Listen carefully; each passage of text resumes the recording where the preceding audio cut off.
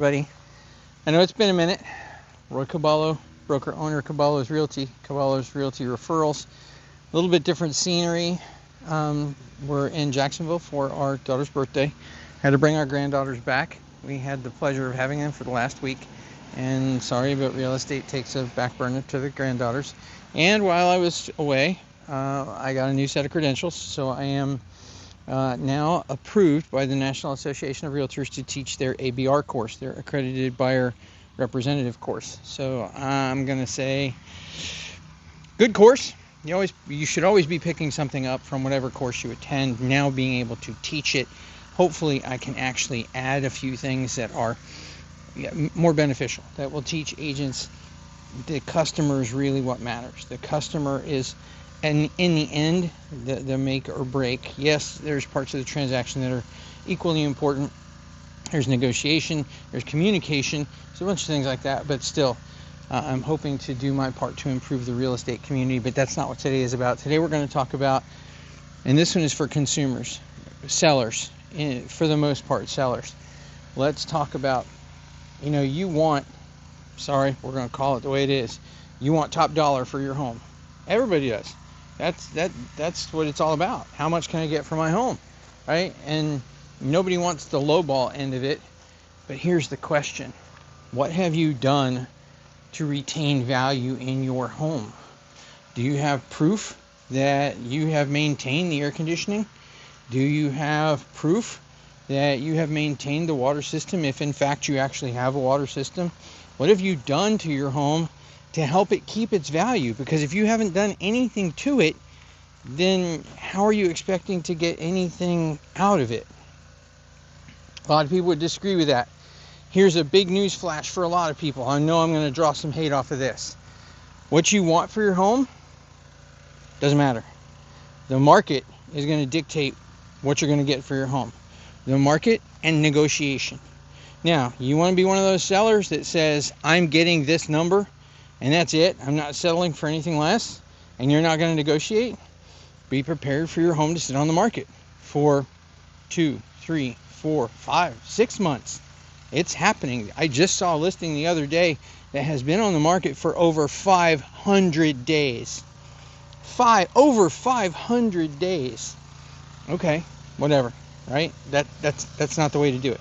All you're doing is causing problems for everybody in the real estate world. And you don't see it that way because you don't see how you're affecting everybody else. Take a lowball offer. You just affected everybody else that has a true comparable. You get a great offer. You just affected everybody else that has a true comparable. And I'll do another video later on about what true comparables are. But not to stray too far off the point. You're the seller. You want maximum dollar. What have you done with your home to ensure that your home is worth maximum dollar? Did you replace the roof? Did you replace the windows?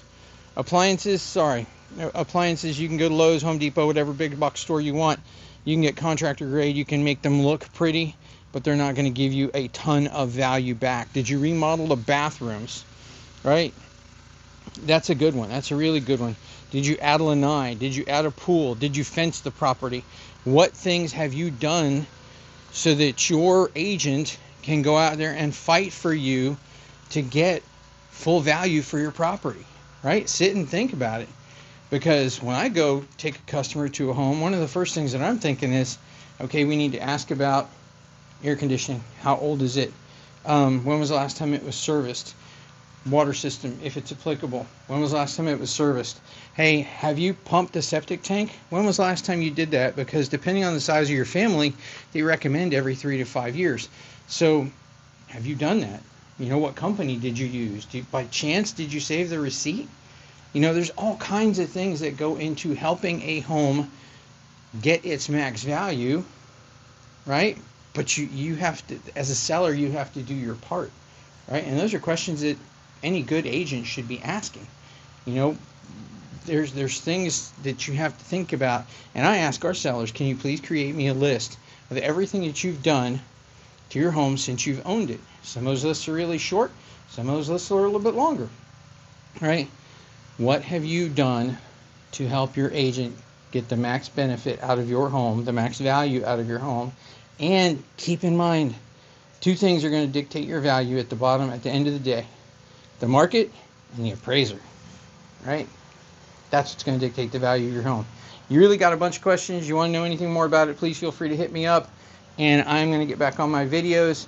Agents, I got a couple of interesting things I'm going to share with you, but consumers, you're welcome to jump on that side of the channel as well if you'd like, because I really want to share some insight with you that could be beneficial for you in the future as far as just helping your career a little bit here and there. Roy Caballo, broker, owner, Caballo's Realty. Hit me up if you need some information. 863-441-3295. Tomorrow's our daughter's birthday. I'm not doing a whole lot of real estate. Talk to you later. Bye-bye.